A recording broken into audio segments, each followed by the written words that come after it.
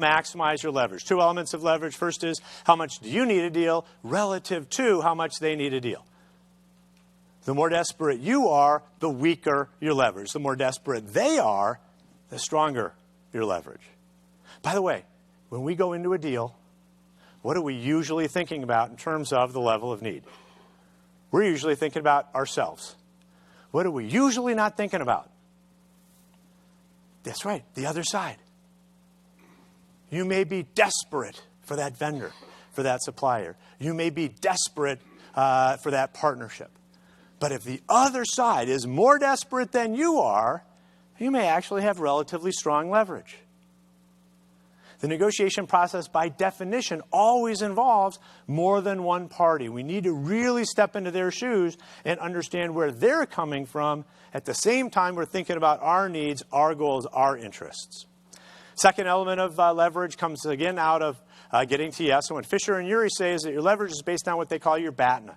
They call it your best alternative to a negotiated agreement with the other side. And once again, it's a relative concept. Not only what are you going to do if you don't do a deal with them, what are they going to do if they don't do a deal with you?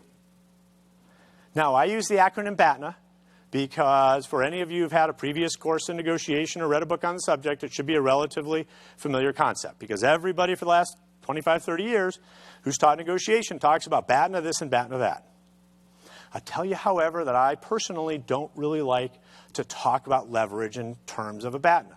Because for whatever reason, when people, my experience and the experience of many others who teach this, when we talk about BATNAs, for whatever reason, people really just don't internalize and understand how powerful this concept is. And so I would prefer that you think about this not as what is my BATNA, what is your BATNA, but think about it as your plan B. Plan A is doing a deal with the other side. Plan B is what you're going to do if you don't do a deal with the other side. Plan A for them is doing a deal with you. Plan B for them is what they're going to do if they don't do a deal with you. Now, sometimes people say to me, Marty, why do we care what we're going to do if we don't do a deal? If we know we're going to do a deal, we're already in the sweet spot. The reason you care is it tells you when to walk away from a deal.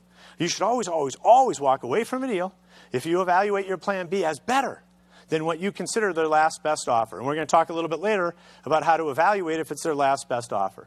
But if your plan B is better, you better be walking away. If your plan B is worse at the end of the day, take the deal. Take the deal. What's my plan B? What's their plan B? What are we going to do if we don't do a deal with this vendor? What are they going to do if they don't do a deal with us?